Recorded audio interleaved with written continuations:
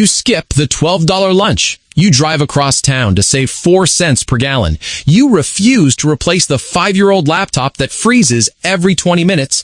You call it discipline. But what if being cheap isn't protecting your money? What if it's quietly shrinking your future? Here's the uncomfortable truth. The economy rewards, not penny pinching. And right now, that difference matters more than ever. Over the last 30 years, wages in many developed economies have grown slowly. Asset prices haven't. Housing, equities, businesses, they've compounded. Quietly, relentlessly. If you invested $10,000 into a broad stock index in the early 1990s, reinvested dividends, and did nothing heroic, you'd be sitting on multiples of that today. Not because you clipped coupons, because you owned growth. Cheap thinking focuses on minimizing loss. Wealth thinking focuses on maximizing upside. Those are not the same game. Let's break this down simply. When you obsess over being cheap, you optimize for small savings. $5 here, $10 there. You feel productive, responsible, in control. But math doesn't care about feelings. Saving $10 a day for a year gives you $3,650. Increasing your income by $10,000 a year changes your entire trajectory. One scales linearly, the other compounds. And here's where it gets uncomfortable. Being cheap often stops you from buying things that increase earning power. You won't pay for the course. You won't upgrade the software. You won't move to the city with better opportunities because rent is too high. So you stay safe, predictable, affordable. Meanwhile, someone else spends aggressively but strategically. They relocate. They invest in skills. They take calculated risks. 10 years later, you both compare bank accounts. It doesn't look fair, but it wasn't about fairness. It was about positioning. There's also a hidden mechanism most people miss: opportunity cost.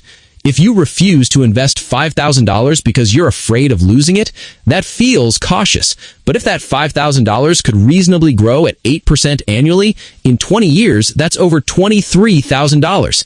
Not investing isn't neutral. It's a decision with a cost. Ironically, extreme frugality can mimic scarcity, even when you're not actually poor. You start optimizing for survival instead of growth.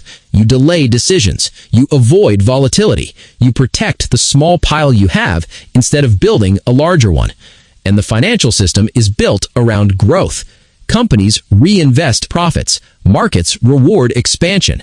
Inflation erodes idle cash. Holding tightly to money without deploying it is like refusing to plant seeds because you're afraid of losing the seeds. Yes, you keep the seeds, but you never get the harvest. Now, let's contrast the hype. Social media glorifies never buying coffee and extreme minimalism. The narrative is seductive. Sacrifice today, freedom tomorrow. But look closely at people who actually build significant wealth. They invest in assets. They buy time. They pay for convenience when it increases productivity. They take asymmetric risks, limited downside, large upside. They're not reckless. They're selective.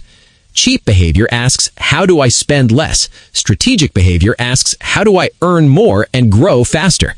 There's a subtle but massive difference. And here's the bigger implication. If you train yourself to avoid spending at all costs, you may also train yourself to avoid risk at all costs. No investment, no business attempt, no career leap, because each one requires capital, financial or emotional. Over decades, that avoidance compounds just like returns do, slowly, invisibly, powerfully. The real danger isn't that you'll miss a sale. It's that you'll build an identity around smallness. Small purchases, small risks, small ambitions. And the economy does not pay a premium for small. So, the next time you feel proud for saving a few dollars, ask a harder question. Is this protecting my wealth or protecting me from growth? Because sometimes the most expensive habit isn't spending too much, it's thinking too small.